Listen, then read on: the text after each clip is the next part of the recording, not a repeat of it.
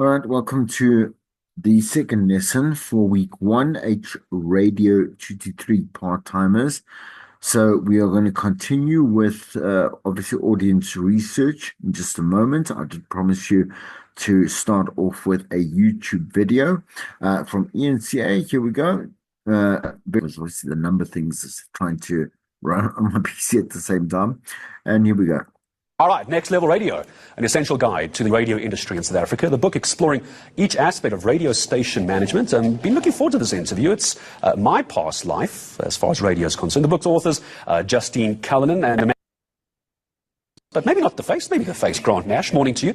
Good to have you both with us. This is the book. And I still wonder if I could just show our viewers. There we go. Let's grab one of these. Next Level Radio. So from a audio media... people who don't like books, which is what most broadcasters don't like books. How did you get here, Grant Nash? This is like an anti-hijacking weapon. I'm genuinely not going to lie. When it came to us, when we got it first off print, I said to me, there is no ways we wrote all of this. There is no way. There's no ways you know all of this. But yeah, I didn't expect it to be this, but it took us how many years? It took us about 2 years to write the book. Obviously, the book is born out of a need, right? Out of something which myself and Justin have been in the industry for many, many years, as you know. We've worked with academic institutions within the radio space. And we've always felt that there are South African stories that need to be told. There are ways in which we do radio, there are ways in which we do audio. There are things that are truly South African, that aren't global. And we use international textbooks in all of our institutions when we teach radio. For all of our young academies, they're all international textbooks. And so this was an exciting project to embark on.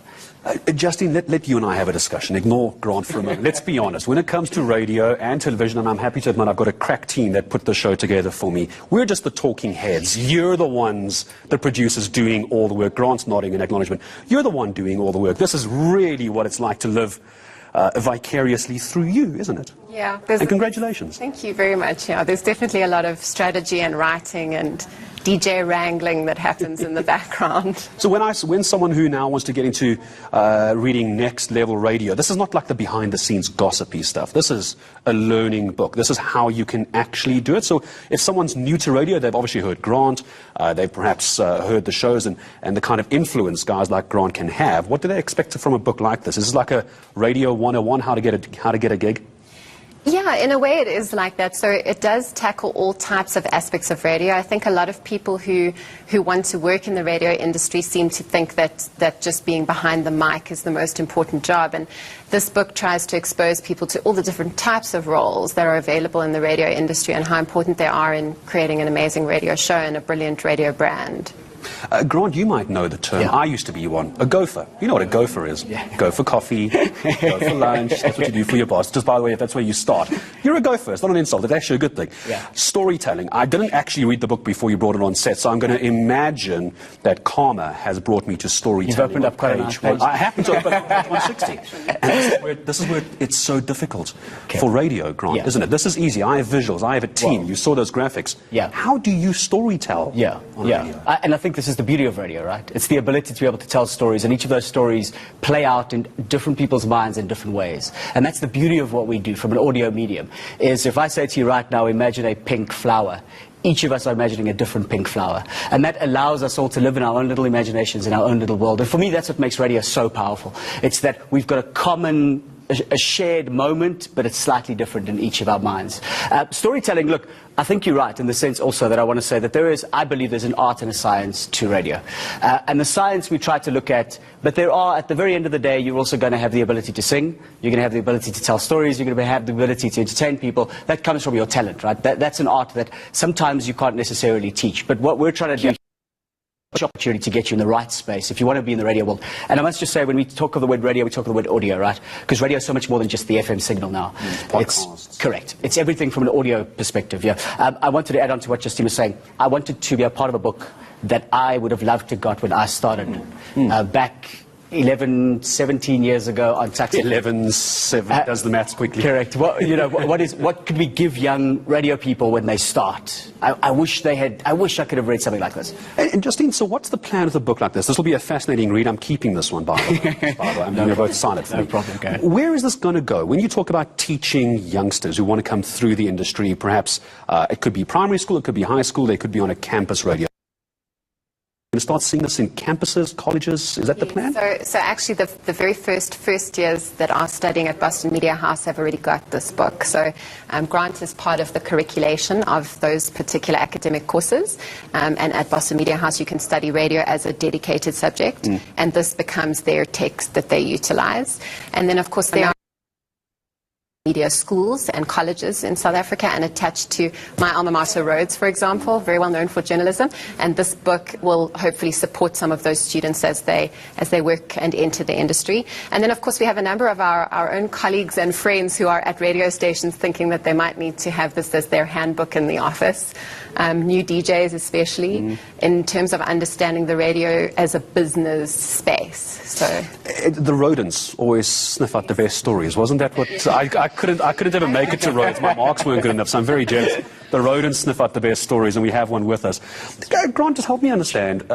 Radio's changing so much these days. There's obviously talk radio, but many people, of course, know you from music radio, and it's an odd space you sit in. Sure. Some would suggest that a music jock, a music radio DJ, doesn't get to weigh in on social issues. They don't get to have an opinion about the news. Play the funky music, DJ, was the old way of saying it. Yeah. That's not true anymore, is it? You're shaping what people are thinking. And if you think about it, I mean, we are now living in a space where that phone next to you, every playlist you've ever wanted, every stream you've ever wanted from a music perspective, you can just click any of our competitors in any of the music markets, and they'll be able to give you a really good playlist of music. Where radio used to be able to be the only space to do that in the 50s, right?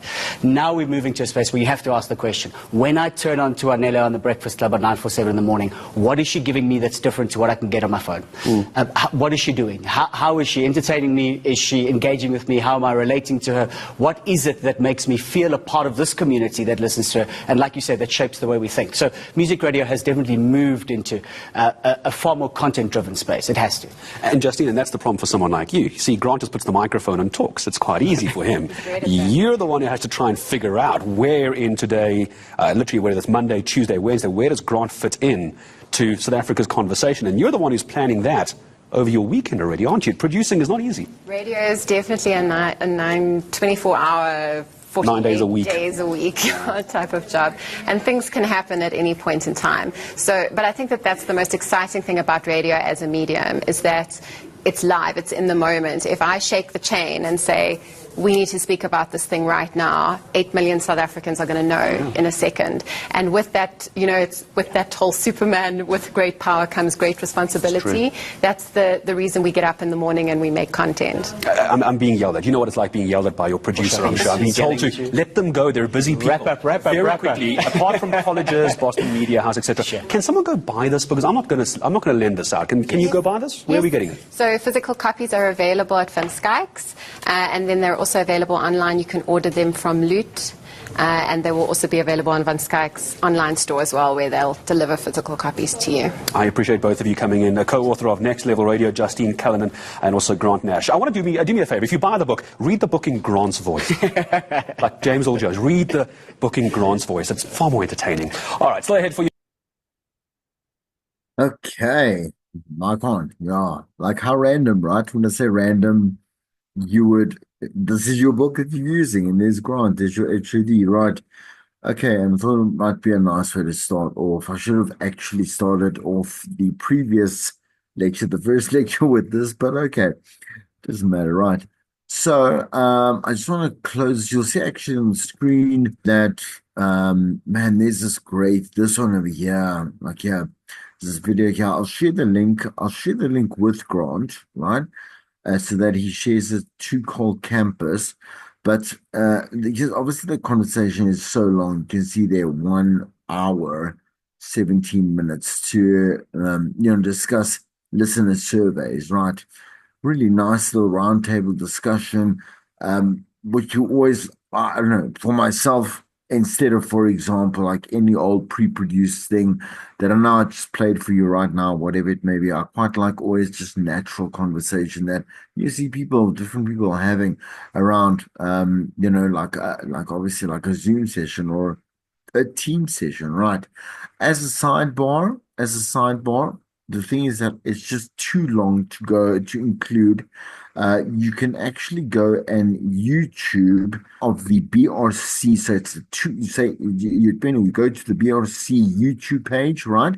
And you'll actually see that there will be one or two videos that are 2 hours long, right? Where specifically it was done over COVID, like we mentioned in the previous lesson, right? But yeah, anyway, so what happens is that it was run obviously online, right? And 2 hours of really much better than any of your lecturers can give detail on or give kind of like expertise on how to understand the Rams better than these particular people, this particular guy that actually works for the BRC, so knows the whole entire process. I am going to stop the share over there. And then again, just give it a second, and I'm going to hop on over to the second. Well, they're fine. They're fine. Out of it. Shoo! The second name. Where is, yeah, listen to. All right, let's go. Share this. So we're just going to go hop into lesson 2 now, and we're going to go through this. All right, and then obviously we'll move on to lesson 3 just after this as well, which is quite a short lesson. Okay. Um, all right, all right. So lesson 2 once again, it's part 2 of 5. Again, anything that you need to know, make sure that you are following in your books, right?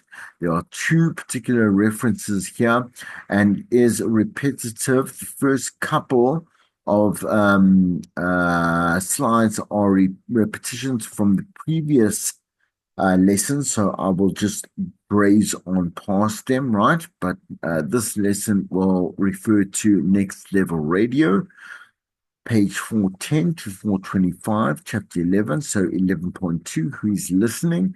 11.2.1, the Rams, right? Beyond Powerful Radio, it's chapter 34, which is understanding your audience and however or how they listen, page 463 to 464. Go grab a textbook.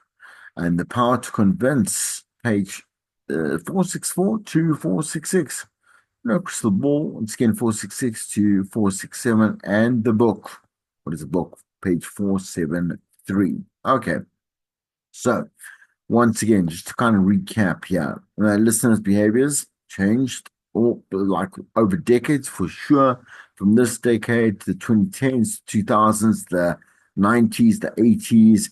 And I mentioned those in particular because we started way back, I think, in the late 80s.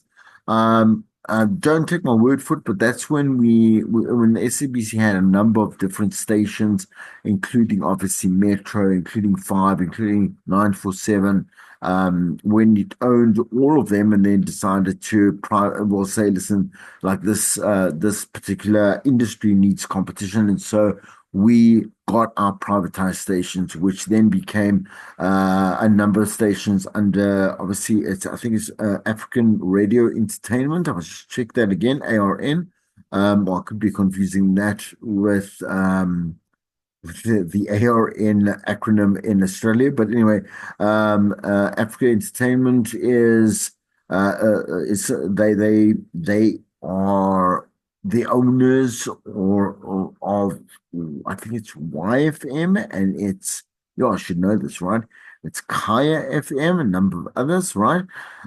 We have Kagiso, which owns like Jacaranda, East Coast Radio, and a couple more as well, right? And then we have Prime Media, which these are all privatized, right? Prime Media owns KFM 702, Cape Talk, and 947, right? Okay. So just to know that's where it started, when you start to blossom without having to go back to the history of radio, which I know was covered obviously in your first year, should be covered every single year, just to kind of remind you as how we move along, right? But anyway, right, sidebar. Okay. That we want to create, or the industry needed healthy competition, right? And that's why there was that split, that kind of like what is the word called? Emancipation almost, right? Not as dramatic, but anyway, of the stations, so that there could be some kind of healthy competition and a healthy industry at the end of the day, right? We know that digital has quote unquote, man, I've got so much to say about this as well, but sidebar, right? We'll leave it for another time. I will start to mention that with every single look, when digital started becoming very, very obviously common, I say, like in terms of like common lifestyle practice, right? So the average South African had a smartphone, right? And with the smartphone, they had obviously a choice of social mediums. One, because digital doesn't just mean social media, it means operating within obviously or within the digital sphere, right, or the space, right? So obviously being able to access the internet, access streams like on YouTube or streaming say radio for streaming radio has been around forever as well, since Serum XM started out in the States and then dribbled down. We have so we have everything now, obviously online shopping, blah blah blah, everything that does come under the digital spectrum does pose a threat, obviously, to the attention span and the allocation of dedication. So again, I'll say that again, the allocation of dedication from a consumer, so a person, right, that would like to dedicate their time, right, and say, I would like part of my day to be, dedicated to social media or digital, right? Part of my day to be dedicated to streaming services, like, for example, Spotify, other, let's say, TV streaming services, Showmax, Netflix, etc. Right? Okay, everything obviously is now digital anyway. Even in obviously SABC is digital, right? But sidebar, do I want to, obviously I'll dedicate to podcasting, right? Which is completely different to obviously streaming radio, right? Do I want to enjoy part of, let's say, like physical stimulation, as I said there, like the gym or art or crafts or whatever it may be. People like doing things in their gardens, whatever it may be, like they go to clubs or pubs or whatever it may be, right? Game nights, not sure.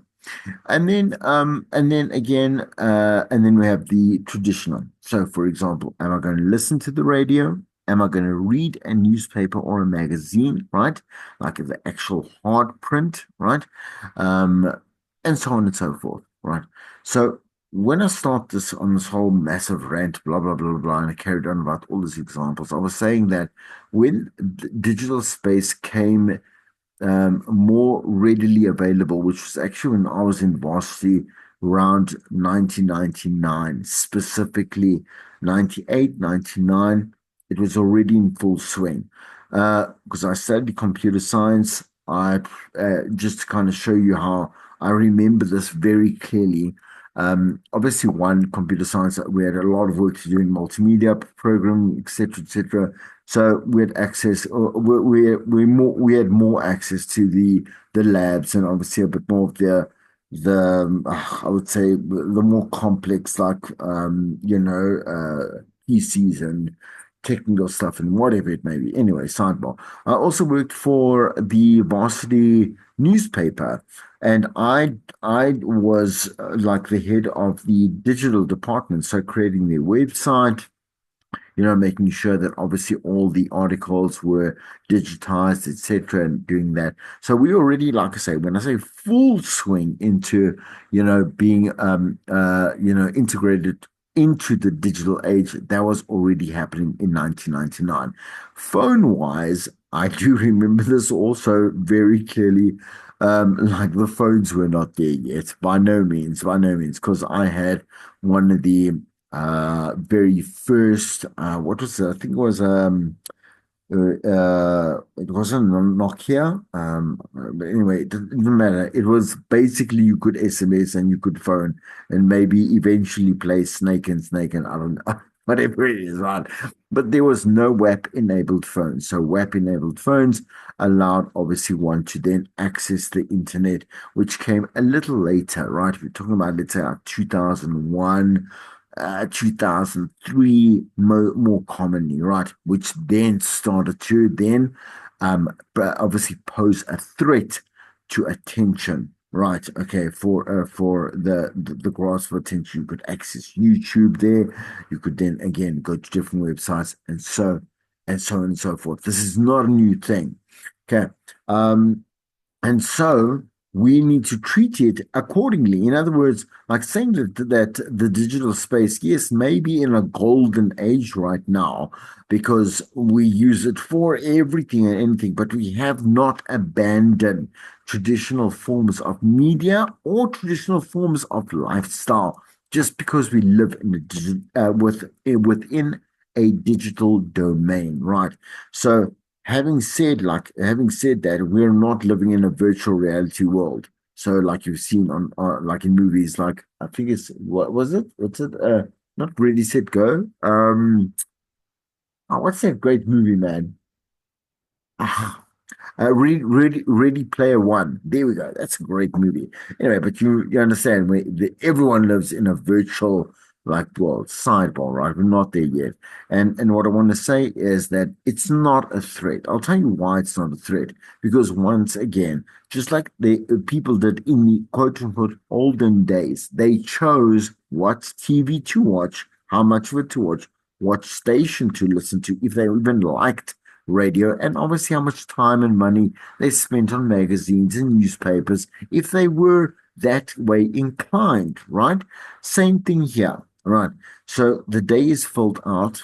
Any one particular person, like I don't particularly like listening to radio. I know it sounds like it's weird because I teach radio. Like I'm, like I've done it for so long.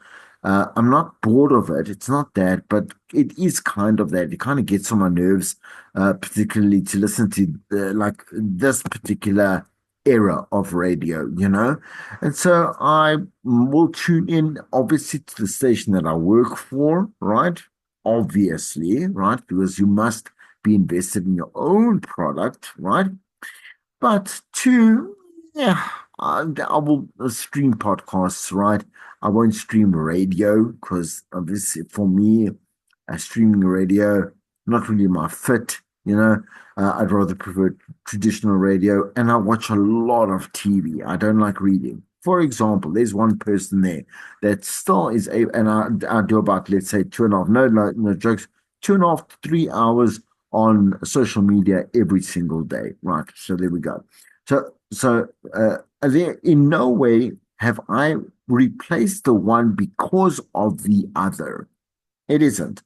And anyone who tells you that they have, right, is most likely, more than likely, lying because they have made a lifestyle choice, not a like a concerted, conscious decision. Now, because podcasts are out, now I never want to listen to radio again. No, that's a lie, right? Okay. So having known that, right, we need to know again, like again, where our audience is at, what they're spending time on, how are they spending their time there, and like what they're getting out of it, so that we can also understand them better. Right. All right.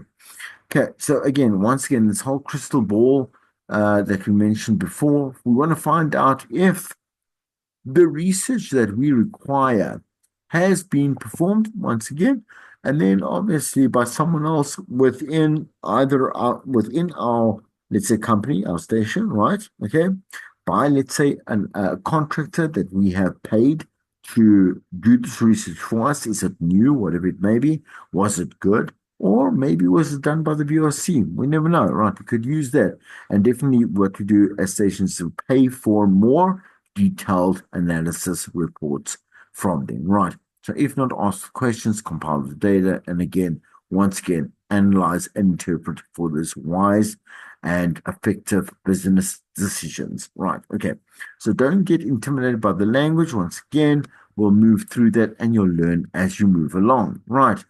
So do you obviously really want to know? Yes, you do. That's definitely it. You want to know because you're going to go like you're going to be the blind leading the blind. So you're going to be a blind manager, right? That leads a blind team because you're guesstimating now. I think because I went out on a Friday night and I saw so many people, heard so many people talking about, let's say, celebrity culture. So we need to focus. All our shows must be able to include some form of celebrity culture, or for example, all our news bulletins must focus on local celebrity culture somewhere along the line. That's a poorly motivated decision to make. No, right? So we would have to go and literally find out if that was maybe just something that was on that day and it was at that particular club or pub or social situation with a certain type of people that, and maybe this particular celebrity story was so shocking that everyone's talking about it. Man, even if you're not into celebrity culture, right? Okay. Like an example of that is Trump, like Donald Trump. Whether you are interested in politics or not, right? Everybody, right, is knows about what is happening with Trump, right? Whether it was his presidency or obviously all these massive laws, changes, sanctions or threatened sanctions or this, or that, whatever it may be. Everyone knows something or other about Trump. Does that mean we have to go now and make features on Trump? No. Do we have to make No, we don't have to, right? Because it's this is like I say, it's a very time dependent, right? So time, maybe a better saying is maybe it's a time influenced, yeah. So timely, it's been influenced by this period of time, and so it seems relevant. It is relevant, right? But it's not more finitely relevant. So for a longer period, right? Finite, yes, in the short term. But okay, anyway, sidebar, you know what I mean, right? Anyway, Matt Hutton says there, right? Okay, that research alone is no way to make a programming decision. Research does not prove or disprove anything. We still need to create basically really stimulate and obviously encourage creative minds of understanding, interpretation, and then obviously implementing what we find to be true, like true.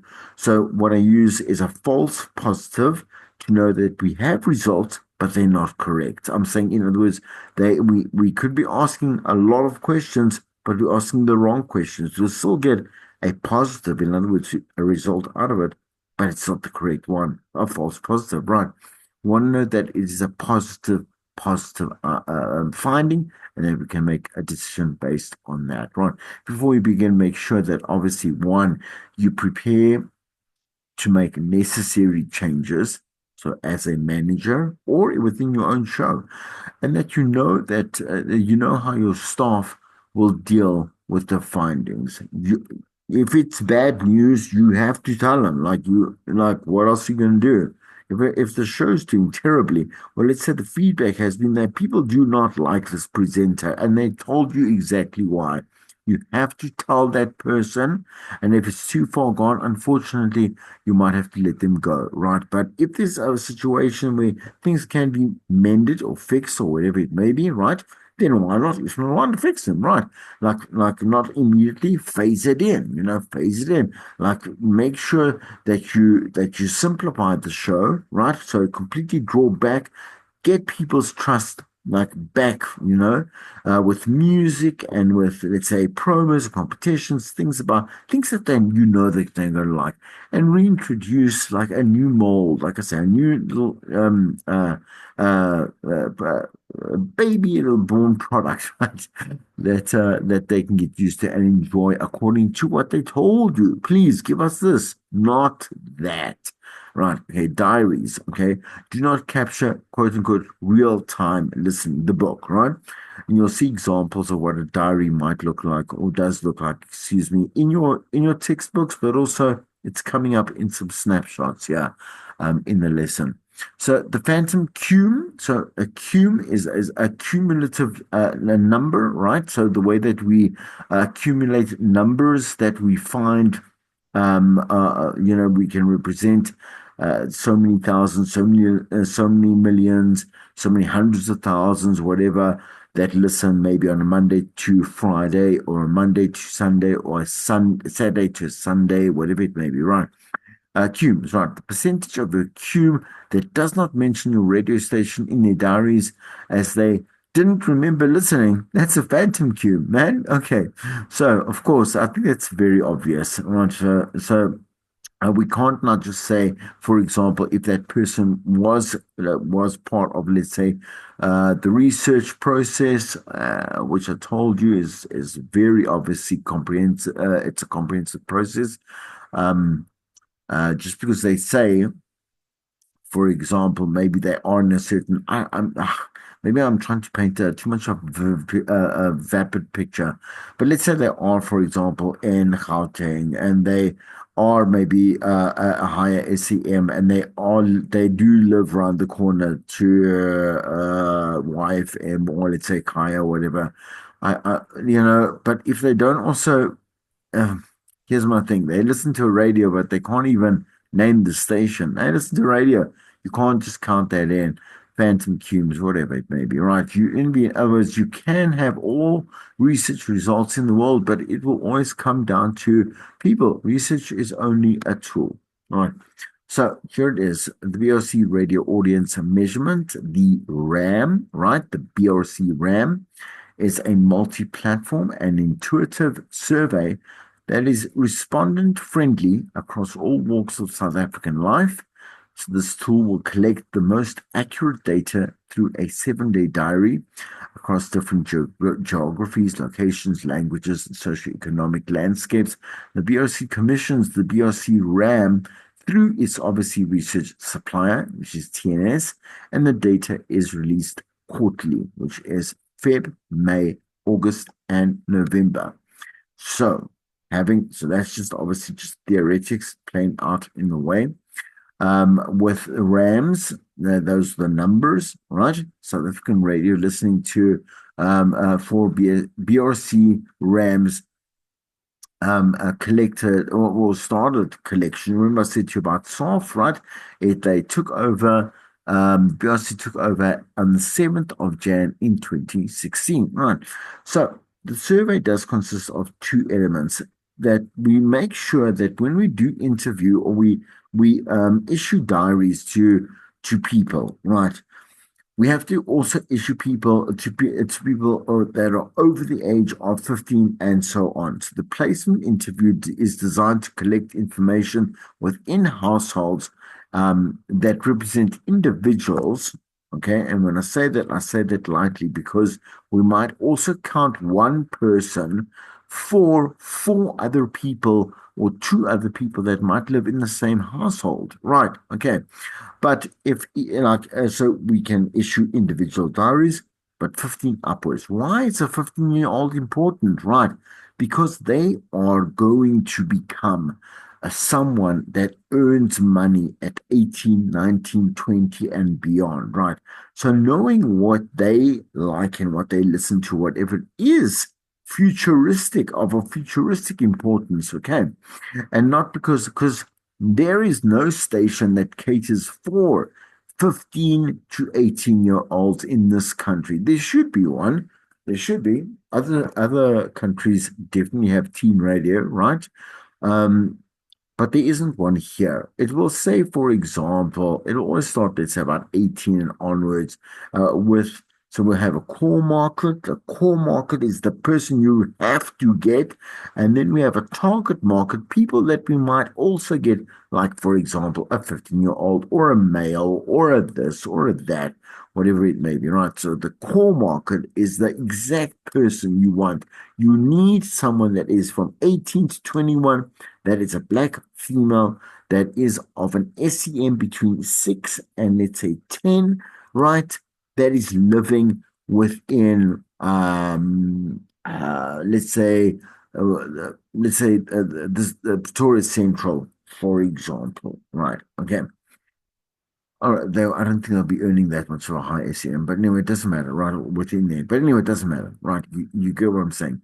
So the radio diary is designed to collect radio listening for all commercial and community and PBS stations that are in this country. So obviously happens 4 times a year, you know that, right? And the first industry released was back in August. So they started in Jan, they released in August 2016, and that was the Jan to June report. So back then, like they weren't, well, you can see that that wasn't a quarterly report. That was obviously a biannual. So 2 times a year, right? Biannual report. And then it changed because we need things to happen more. We need more information because things change throughout the year. Quarterlies, right? So the 12-month rolling, so April so starting April 2019 to let's say March 2020 as an example here, will then go and show, for example, how many households were approached and actually filled in diaries. In this particular case, just it's an example. It's please, obviously, I know it's outdated, and again, like I will supply you with the most dated reports and extended reports are there with obviously the upload, right? Okay, right.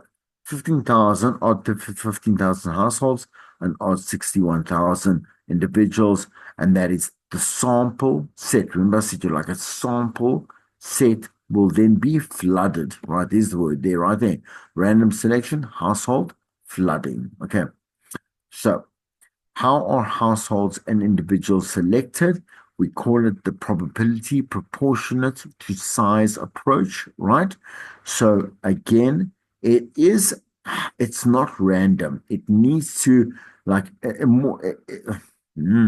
Okay. So I want to kind of simplify this. They are targeted. There has to be targeted households, but there can't be bias involved, right? So we have to look at the area. We have to look at the people that live in that area. We obviously have to look at like representation, right? And again, not because let's say we consider this a more rural African, dominant area. We must now specifically only seek, let's say, African cultures or African sex, right? We must look at the area, look at the demographics, look at the geographics, right, and so on and so forth, and then be able to obviously out of those stats that we get, I think from the government, more than likely, when they come and they do this, what is it? Oof, I don't even know what they're called, but they do the surveys. They come to your door, they knock on your door, and they do that every 4 years, I think. Anyway, I don't know the name. Please forgive me. Right. Anyway, that's probably where you get stats from, right? And then what the BSC will do, or obviously the people that work for them, will now have selected the correct representation within a small portion of that particular, let's say, region or city or whatever it is, province, blah, blah, blah. Right. Okay. Right. Okay. So, excuse the blah, blah, blah. The probability proportionate, remember, proportionate to the size, the density of that particular area population. How can a sample represent a whole population? It can, right? Because we will select correctly. What you do see here is part of a diary. So, and I say part of the diary because this is, let's say, for example, let's say now, most it's one aspect of the report. There we go. So you'll see there that obviously it's from morning to afternoon. It's divided into different. I'll zoom in if you want to. It's in your book. Oops, there we go there, right? And you can see there it's in 15-minute segments, right?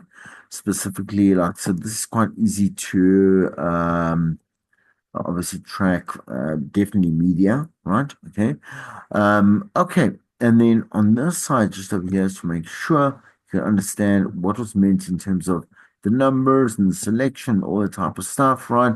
Available audiences, let's say from Monday to Friday. I said to you, remember, I said to you, there were three variances, right? Three variances for how numbers, the cubes are represented, right? It was Monday to Friday, a Monday to Sunday, and then also a Saturday and a Sunday weekend, right? Okay. July to December, for example, one station, right? 684,000.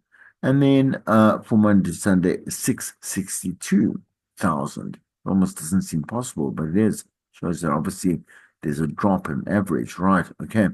More people listen during the week, and so on and so forth over there, right? If you just go down to a little bit more, kind of more detail, male, female, so obviously 3 to 47 there, age groups that are over there, and obviously race indications, black, white, Indian, Asian, colored for that particular station over there. Just quickly go back to, I think that's just a bit too much there. Should be at, let's see. Okay, let me just move this up just a bit. Okay, well, actually, let me stay with the Zoom. So then, as we mentioned before, you saw that in the first lesson there as well. Cool, that was great. Well, I want to also know about like things like TVs. What do they listen to in terms of now? How do they listen to radio, for example? Like on a radio set, like in the car, a cell phone, TV, computer. Where do they listen to it? Home, vehicle, work, university, or other? Do they live in a metro, urban, or rural area? English or Afrikaans, and obviously depending on this, right? Sorry, it's hanging there, right? Different, obviously, dialects over there, right? So provinces then, in this particular, again, we're looking at a particular station, right? So in terms of like where, in what SEMs do they fall in? And then let's say, for example, let's say in Gauteng, there's a 98% SEM3, right? And the percentage, for example, that doesn't really make sense there, 2 to 1, right? Oh, there it does sound for the SEM10, right? And an inclusion over here would be 44, right? Okay, right, all right. Anyway, then I'm just going to move this over. This is, I mean, even it's kind of boring me as well. When I say that, I don't mean in a bad way. I'm just saying it's so much better to be able to go look at the Rams and then actually go through. But for the sake of your scope, let's stick to just the textbook for the moment, right? Okay. All right. So then there obviously are listening patterns. As you can see there, the number of listeners, and there you can see in the hundreds of thousands, and then over the day. So you can see where it spikes, for example, at 6, 7 o'clock, and obviously spikes closer to the morning at 7, 8 o'clock. So we can see in this case, well, this particular hypothetical station, the drive is obviously more popular than the other shows. And then obviously how it goes right down when we reach midnight, so on and so forth, right? Okay, right, just let me go to it. Wasn't it the other one was not important? Right, okay. This, excuse me. So, for example, like, well, this is important, right? And it'll be explained as we break it down, right? So, how these data points are collated. I'm reading it straight from textbook, explained to you now. And what they mean can be very confusing. To help you read or understand this message, let's look at how to calculate a gross total, a net total, and then a cum total, the cum listenership, right? As well as how to find what radio listeners or what radio listening by quarter hour, 15-minute segments is. So for a moment, let's imagine that there were 150 RAM diaries that are collected. So 150 people went out and completed these diaries. The number of listeners that are shown in the following table have marked off that they listen to radio station, for example, XYZ FM, right, for 2 or more quarter hours for each particular day. So on a Monday, 50 of them listened. Repeat listeners from Monday to Monday were 25. The Tuesday, 20, 18 on the other side. I'm going to go down 70, 40, 5, 99, and 60. let's go to how we add this all up, right? And why it's important. You'll see over here. With, right, so we're going to have a look here. We'll look at the repeat listeners, right? 25, man. Cumulative, right? 2, 15, 18, 5, 49, and then 10. And this also makes sense according to that little graph that we saw there, right? What was a particular day when they listened to, like, uh, right? Let's say week 1, number of listeners, Monday, Monday 26, repeat listeners, week 2, Monday, number of listeners 58, and repeat listeners 45. So if we do that all together, we add them all together, 576 gross total listeners, 57 gross average listeners, because we must obviously divide that by 7, right? Okay. 57, let me just take out my calculator before I lie to you. Check out my own calculator. Hold on. Calculate this here. 7, 6. Divide 7. That's not right. It's divided by 10. Hold on a second. I'll get to it in just a moment. Okay. Definitely 130. So this 138 is a cum that we obviously use from our return listeners there, right? Okay. And then I'm going to get to this in just a moment. Excuse me, right? 9 net. Okay. 9 net average listeners. We're going to go to the calculations. All right. And let me just go back here and show you a simple example that'll prove, because that doesn't explain much to the calculation. Give me a second. I just want to pull a simple example. I'll share that in just a moment. Right. Okay. I've got the right, so a better, like in terms of an easier understanding of how the gross and then the cum, etc., and the average are worked out, right? Okay. So, for example, there are, let's say, 100 that listen, right? The 100 that have filled out, excuse me, a diary. 50 on a Monday, so 15 net listeners, right? 20 again on a Tuesday, 20, and so on and so forth. The gross obviously is us adding them all together. Monday to Sunday will give us 344 listeners. The average listener per day, right? So is that whole number obviously divided by 7. Take this. Right. Then we go to net. Okay. Say here. Sorry, I just want to move this. You can't see it, but it's in my way. Right. Okay. So what does that mean? Again, once again, just if we have a net, we want to be able to look at the net. If in a simple way, we have 90 people that filled out a book, 90 people that listen every single day, and per day we have obviously a net listenership of 90. If we add them all together, 63, obviously 630, and then again an average per day. Right. So again, imagine those 100 diaries coming back, for example, with the station of 5 FM and marked off as having to be listened to for 2 or more, let's say quarterly hours. Remember that with the little quarters, right?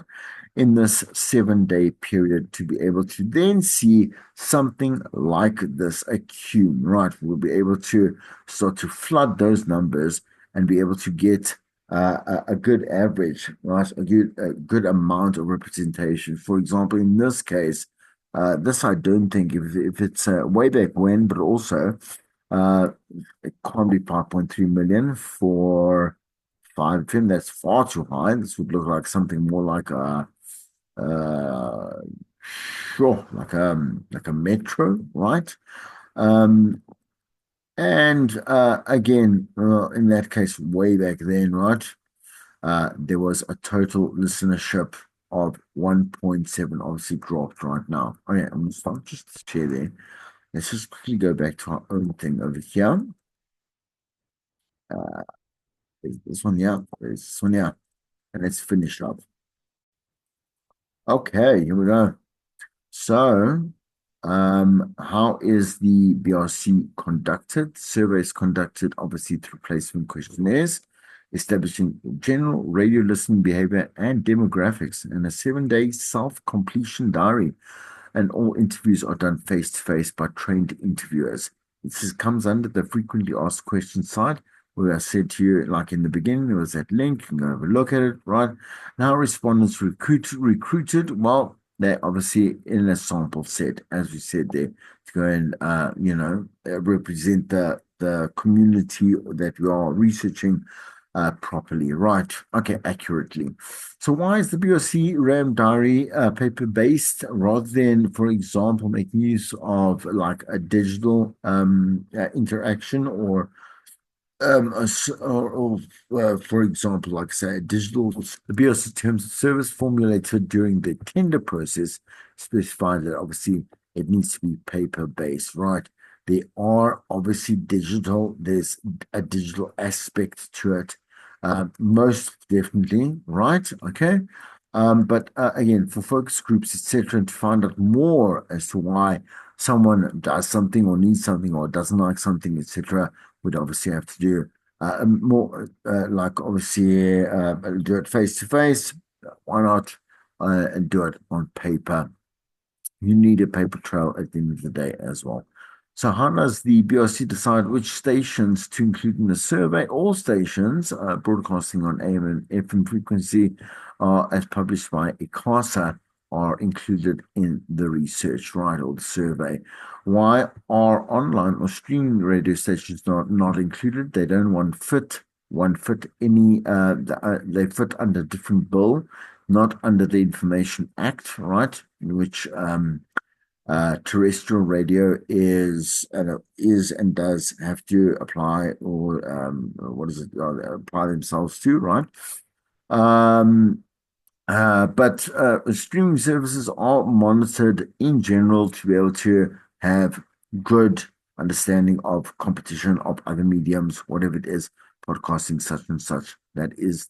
But streaming stations individually are not reported, right? The figures for all the states. How can I check whether a radio station was included?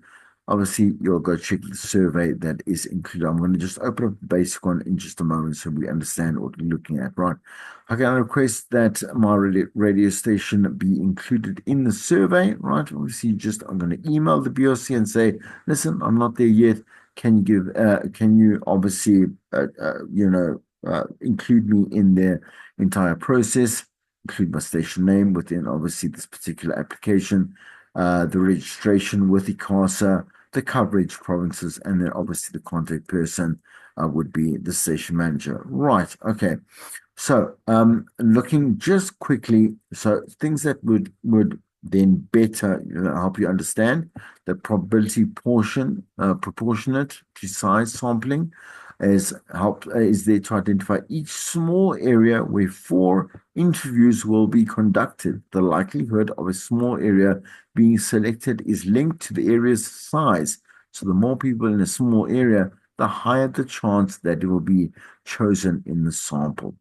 Basically, what I said to you, I said to you in a long version, right? The probability or non-probability sampling, how is that decided on? All persons in South Africa aged 15 plus have a chance to commit. Is the sample proportionate? No, the sample is disproportionate in that there is obviously higher allocation to the metro areas than there are to the smaller rural or urban areas. So smaller populated, right? Okay. Before I get to the homework on this session, I said to you I want to open up that so this latest release, my PDF open up.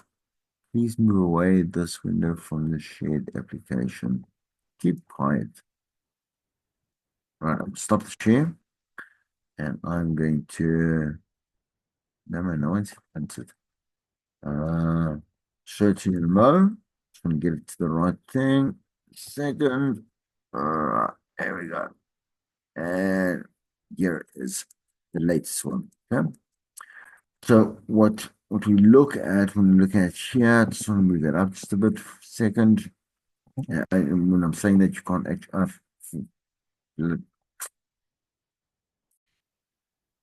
your screen is being shared. I'm sorry, I'm just struggling with recording, the recording button jump. Okay, now you should be able to see this basic report. Everyone gets this one, right? So now we can start seeing from, okay, the population of thousands, so 707,000 listeners, right? And we look at the different quarters here. So from July 2021 to June 2023, October 2021 to September 2023, January 2022 to December 2023, right? So very basic, right? Like to be able to obviously look at a particular sample set, included so many, um, I say millions, right? That can't be right. It can't be millions. 42,000, 42 million. Oof, I know. But anyway, I'm not going to take it as a total. These are within obviously that plus obviously zero zeros, right? Okay. So that is in the millions. I'm sorry, corrected. Okay, so but let's say for example, let's say 702. Did they go up or did they go down? They went down, right? From year. If we look over the past, let's say years, right? Okay, because from 21 to 23, we looked at obviously the 707 to 710, and the 710 it just dropped down by a small amount, not too much, and that could be obviously seasonal. For example, look at 5FM, quite a quite a substantial drop. What is that, like almost 20,000? Okay, and not so bad either, right? Um, let's look at people who have increased, right? Slight increase for 947. Slight decrease for YFM. Let's look more at the Gauteng based station. So look at Rand. Let's say look at Hot first here. From 118, that's massive, man. It's 168, massive growth. So whatever they're doing it well, right? Okay. And Jacarand, let's stop there. 1.2 and still 1.2. So, if it's not broke, don't fix it, right? Okay. You will have access to this particular report. Let's stop the share there. And let's go back. Oh, because I mustn't forget the home. Okay. Here we go. Right. Okay. I'm gonna move on over. Please. Yep, you heard that. I picked up my textbook. I want you to also pick up a textbook. And let's go to page 425. 425. Now you start seeing those snapshots as well. Yeah. And I'm not gonna read through the entire thing. Let's start off at the bottom. It's about the BRC, and it says the BRC, the Broadcast Research Council of South Africa, was established in 2015 and is tasked with obviously overseeing the collection and management of research for both television and radio industries in South Africa. So it's obviously an independent council. In other words, no one affects like their decisions or their research, right? It's not a broadcaster or corporate company, right? And so it obviously can act with autonomy, right? Um, so by itself, right, to deliver the most objective research possible to both broadcasters and the brands and businesses that make use of channel. To continue, you'll see that obviously there's going to be like a bit more of an explanation, and you go a little further down. Where it speaks of the CEO and so on and so forth. But what you have to do on page 419, go back because that's a bit back there.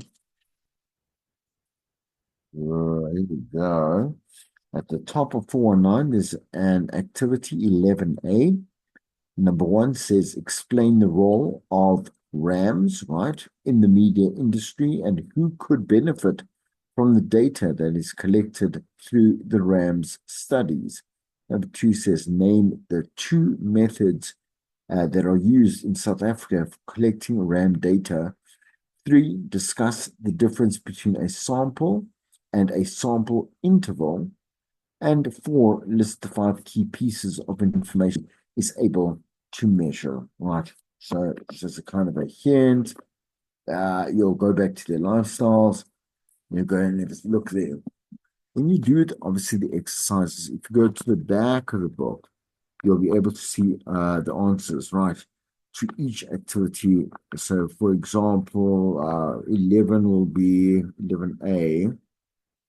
So please do try it on your own, obviously. And then go and compare your answers. If you are lost, you can always ask me, right? Once you've done and don't understand something, right? But the answers, for example, will be on page 626. I'm going to end this one also here, okay? And I'll see you in the last lesson for this week. Cheers.